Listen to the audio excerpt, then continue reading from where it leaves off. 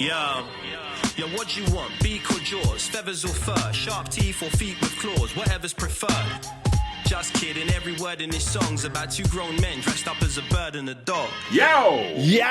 Welcome to the first back bonus episode. The first bonus back episode. The first bonus back episode. I'm excited where we just about do this. emails, yeah. Okay. Let's not ask about how each other are. Let's just get straight into it. Still do that. Sort of, yeah. Would you like? Do you want me to read the first one? I think you read this one, yeah. Because actually, that's the other thing we're changing. Yeah. You're going to do some reading, aren't you? Yeah. Are I'd you like happy to with that? read over this. That's why we've really had a break. That's why we had the break. That's why we had to get pushing back the launch. Me and Grace have been learning to read together. Yeah. You've basically caught up Grace now, haven't you? Yeah. She can read the Gruffalo word by word now. Yeah, I'm still doing a lot by memory. Welcome to the bonus episode of the Wolf and I say bonus, it's going to be every week. Yeah.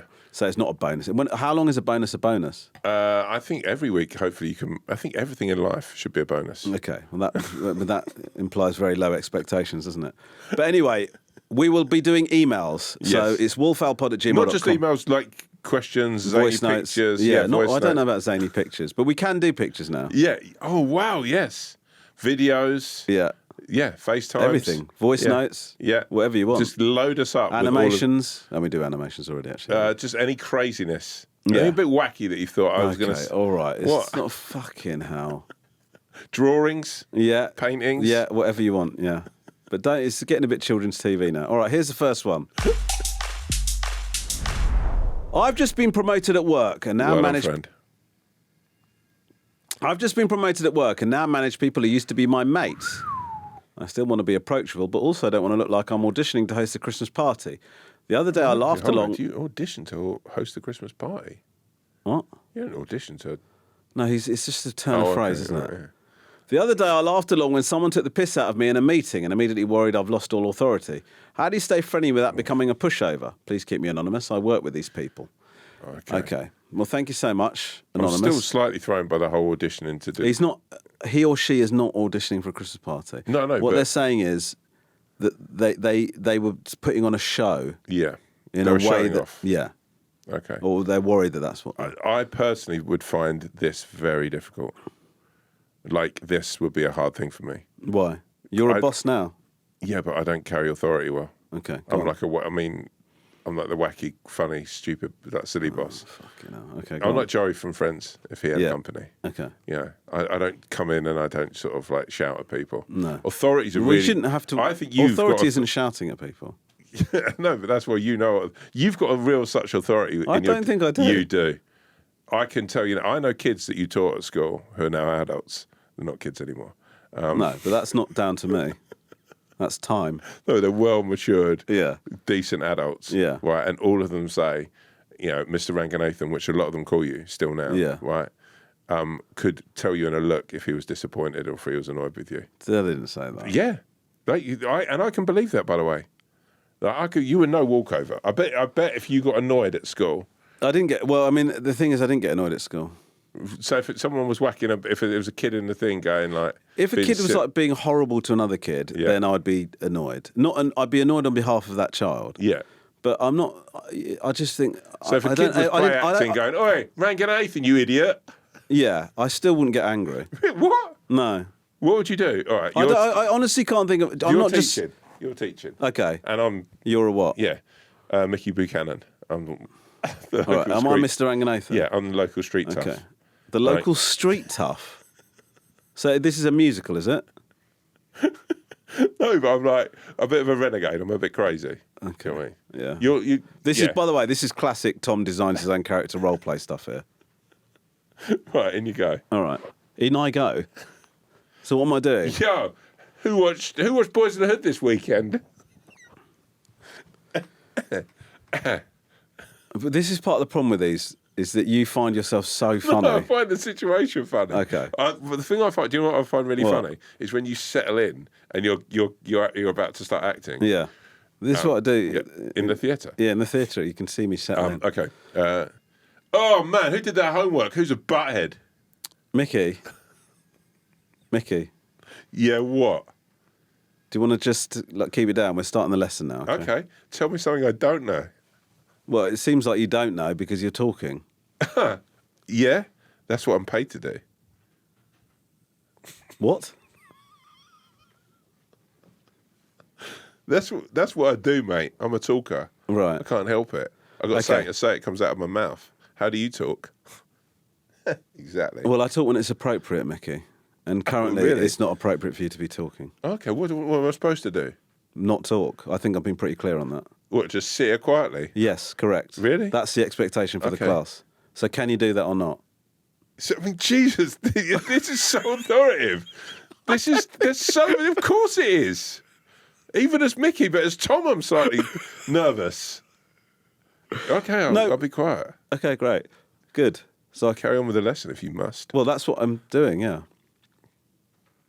So, sex. But I. You have got authority. But I think anyone who knows you. No, but the problem is what you did there as Mickey. Yeah. Okay. Is you accepted what I said. So a lot of the time. Can I just say, yeah. Yeah. But a lot of the time I encounter kids that didn't accept it. Let me try and do that. Yeah, but then it's over for me. Because the truth is, the authority in the classroom is fake. Yeah, but you've got that authority. Yeah, but do you know what? This is a difference. Right. I'd have tried to make Mickey like me. How about I be the student? That's what I mean. Okay, you be the teacher. Yeah, I'll be the teacher. Okay. Hello, everyone. Hold on. First of all, are you Mr. Fuck'em all or something like that? The renegade teacher that's come into... Right. And my name is Rex Buchanan. I knew it. You're Mickey's dad who's become a teacher. Okay, great. I'll just be little Romesh. Okay. Hi, everyone. Welcome to another class in algebra, physics, and everything else. This is algebra and physics. What is he talking about? What is he talking about? Sorry, Romesh. Sorry. Excuse me. If you weren't in the lowest class, you're in the lowest group. That means, you don't even know what are you teaching? Do you know what you're teaching? Yes. What is it? Different maths and physics. Different maths and physics. Because this is a It's crap not school. pick a mixer. I wish I could just do maths, which I was actually trained in. Right. This is not a good school. Okay. So if now you I've had to know learn how to- maths, sir, what's Pythagoras? I don't know. I thought I was supposed to do history. You're not even qualified. Not in history, no. No, it's maths. What's Pythagoras' theorem? I don't know. This is like basic shit, sir. I don't know. The times table's really cool. Oh my God, he doesn't even know maths. Did he say the times tables are really cool? Yeah. What times table could Mate, you are you do? a virgin? Just, I believe whatever you say. Are you a virgin? This is what I mean.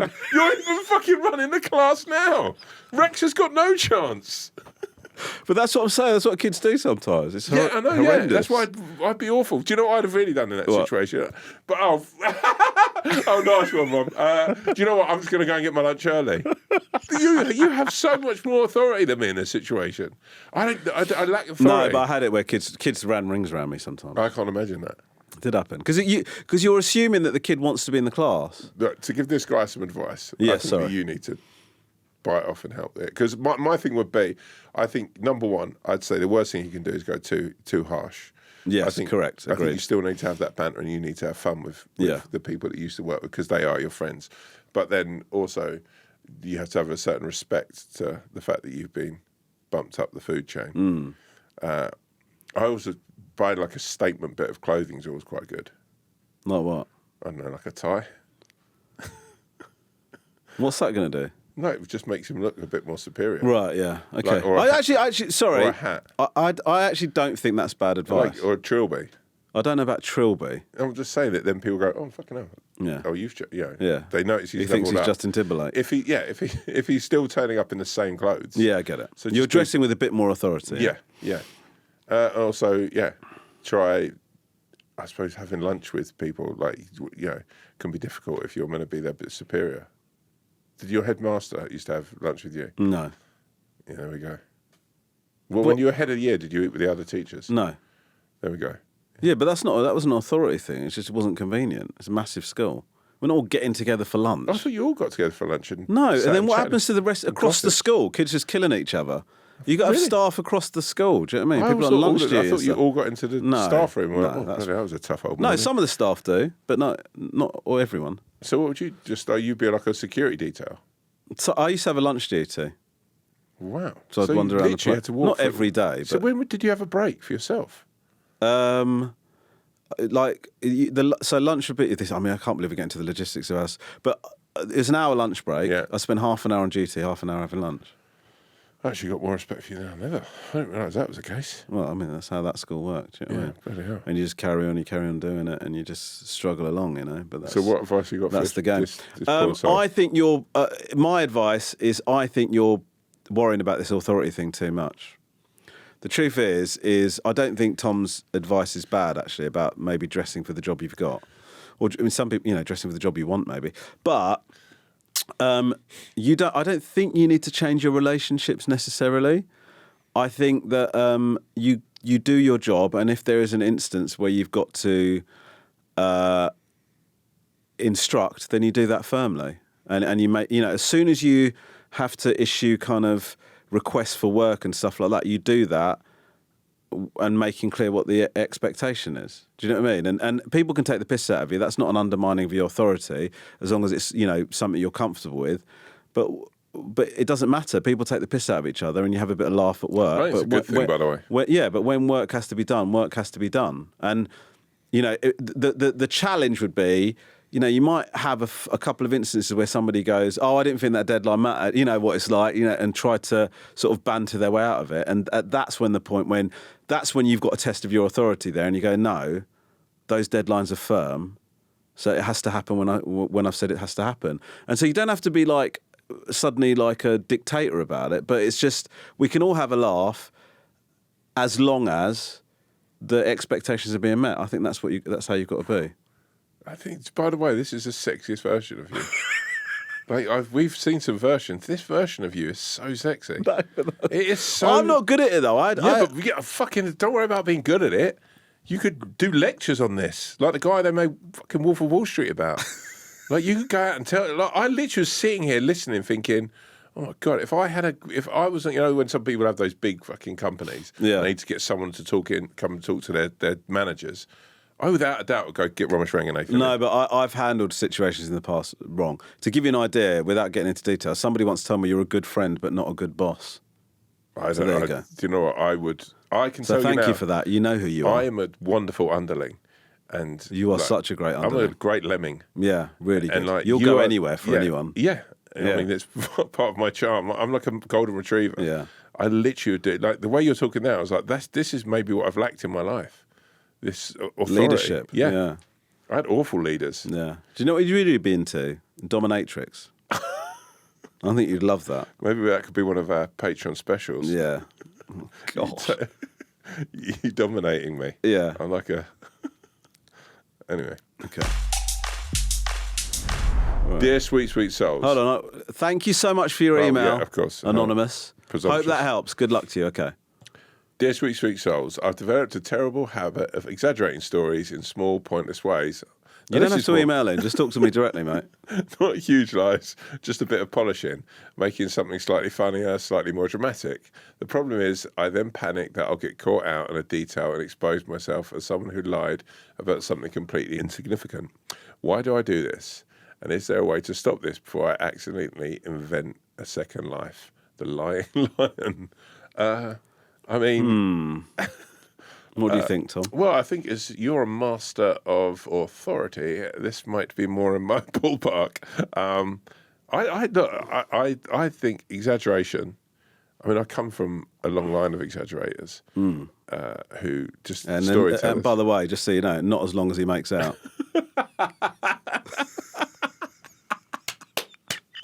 Oh, you're delicious. I don't think there's anything particularly wrong. I think if it's not hurting anything and a story becomes funnier, I think adding a few tiny details to a story that can go, okay, that's slightly exaggerated. I think so. I think when sometimes I listen to someone tell a story that's so verbatim the truth and so like they're in there's a time for that police interrogation, where you're like, oh, just dial this little bit up and give me something a little bit more to a. I've told you about the guy, you know, when I was on... I don't know whether to believe this now or not. No, I was on a film set, and I think I've told you about this guy before, and I think I've told this story on here, but we were all on this film set. It was a weekend of Glastonbury, right? One of the people on the film set was Jaime Winstone, great actress, lovely person. And Jamie's going to Glastonbury. So this guy sort of was like, I might see you when you're there. And he was like, he used to do all the trade. He does the traders on set, and he was doing caravans at Glastonbury. So Jamie's there, and then I see him on the Monday. I say, oh, did you see Jamie when you were at Glastonbury? He said, yeah, no, I did see her, actually. I was walking past her caravan, and she poked her head out and said, oh, excuse me, the light's gone in my bathroom. I'm not sure if the bulb's gone or there's something wrong. I said, let me take a look. So he said, I went in, I pressed a couple of buttons, nothing's working. So I said, I'm going to tell you what I'm going to do is I'm going to go and get another bulb. I'll come straight back, Jamie. I run to the store cupboard. I get 2 different bulbs just in case sometimes you'll get one and it's a bit faulty. So I run back, I change the bulb, I press the switch and the light comes on. I said, Jamie, everything's fine. It was just the bulb would run out. There's another spare here. I can leave that with you.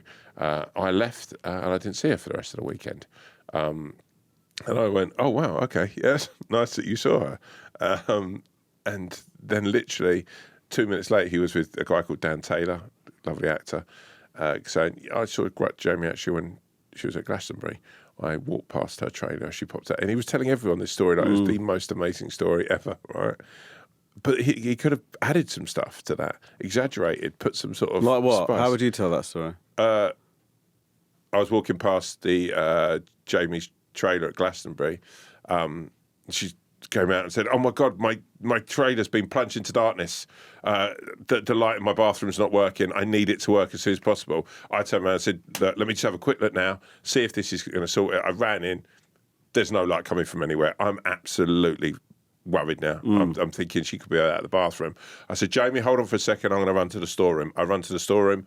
I get a light bulb. I come running back, get 2 actually, just in case. Always got to be clever, conscious. I get in, I turn the light bulb. The light comes on. Jamie's rejoicing. She said, oh, thank you so much, Terry. I'm like, no worries.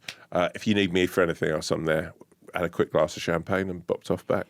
Yeah, wow, it's like a movie, that version.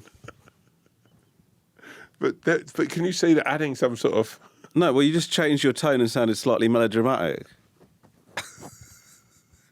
It's the same story. You sort of seemed to be much, be much more reactive to what was going on. Okay. You did exactly the same stuff. The details were the same. Okay. You added some champagne in a bit of desperation at the end of it. Okay, I've got that. Okay, go on. God, mate, you should have been at Glastonbury. I mean, by the way, let me just say, in terms of the podcast, we are deciding to tell 3 versions of the same story that we have included because you think it's fucking boring. We're now we went to the 3rd iteration of this really dull light bulb story. Anyway, go on. You should have been at Glastonbury. Poor Jamie. Jesus, what happened? Middle of the night, I hear some screaming coming from a trailer. Right. I sprint across, I trip over a couple of times, people bloody leaving their 10 pegs out.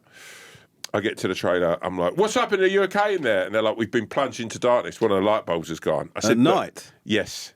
I come running. I said, open the door, you're safe. It's Terry, who's working on a film set with you. She opens the door. I come into there. I said, look, let me just see what's going on there. Let me get abreast of the situation. I go straight into the toilet that's where the contaminated area is, right? Straight away assess the situation. I go, the bulb is gone. I run back as quick as I can. As I'm running back, there's 2 dogs that have just been let off their lead. Both of them are barking. One of them tries to bite me. I said, hey, watch out your dogs. I'm probably trying to fetch you. This is great. Yeah. I get there. There's no light bulbs in the storeroom. I'm like, where am I going to get What'd you do? a light bulb in the middle of the night? Well, lucky enough, Tom Hiddleston was arriving the next day. So I break into Tom Hiddleston's trailer and I steal one of the light bulbs from his trailer and put it in hers. Nice. Good. I mean, you've sort of... I would describe that as more than embellishing. Yeah, you just added some really... I mean, you might as well just fucking make stuff up. Yeah, I'm just saying there that... No, you asked me to push this. Yeah, sure. I mean, you pushed it. Yeah. Pushed it without consent, I'd say. Where do you stand with this? I think tell the truth. You never exaggerate or embellish? I have done. I have done in the past. I just think no good comes from it. I just think you just got to tell the truth. And then find the funny in the truth. You know, and if it's not that funny, then it's not that funny. You know, like I just think that what they're saying is right. The lying lion is that. Yeah, but so the second one I've done is a lion, right? Yeah. So that's a different thing. No, but the lying lion who sent the email in. Yeah, yeah. The problem is you're adding details, and then they're but right. Exaggeration is one thing, right? So you can exaggerate the drama of it. Yeah, that's. I think the exaggerating the drama is a different thing than adding details, right? Well, exaggerating is changing a detail, isn't it? It's like, for example, before we got to the dogs and you nicked Tom Hiddleston's light bulb, it didn't happen at night, did it? No, but that is lying. Right, but the second story I told you, that's why we've got 3 cases. Well, the second story, you didn't exaggerate anything. No, I did exaggerate the tone of it. No, you just changed your delivery. Yeah. Okay, so basically, I mean, you need to email in and go, I don't know what exaggerating is. Can you help? The exaggeration is making it more dramatic than it is. Yeah, but I think they're adding details and shit. Yeah, I know. That's a different thing. I don't think you should do that. I don't think you should add details like the third story. No. That's exaggerating. That was too much. Yeah. Yeah. But I think if you're the second one, you're talking about just giving it a bit of oomph, aren't you? Yeah. Fucking hell. You're sort of saying fucking hell. You're not going to bloody believe this. But I think sometimes when you hear a story, and you hear it enough from different people, you go, I think, I mean, the big question is, how are 2 stand-ups complaining about people exaggerating and embellishing stories? Right, this is petty. This is the next email. Cool. Even if I get the mildest cold, I behave like I've been given a 6-month prognosis. I become reflective, dramatic. I insist on lying down and narrating my symptoms. My partner says I'm unbearable. At what point does being ill require dignity? A fragile flamingo. Can I say, this feels like I've written these in myself. I know, what's going on? These are very me. Yeah. I'm very much this guy person. I'm very dramatic when I'm ill. I mean, I didn't think you were that dramatic about what happened to you, actually, in the last episode. No. I thought you reported I it. can be quite... I mean, now, I've got to be honest with you, after this last email, I'm starting to wonder if any of it happened. But actually what happened is you ate a donut and it gave you a bit of indigestion. I farted. Yeah. You had a bit of a messier shit than you normally do. No, I've actually probably underplayed that situation. Okay. What's your advice? Do you know what? I do think... I suffered a lot more with this before. I do think actually it is trying to get a gauge. I think you're actually, this modern world, I think, number one, I think men fall into 2 different places. You're either completely resistant to ever admitting you're ill, or you get the slightest cold and you think it's, I don't think there's any middle ground in that I know of. I think that the thing is actually, I think in this last week where I've been ill, I have really resisted the urge to go into a place of Googling what it could be.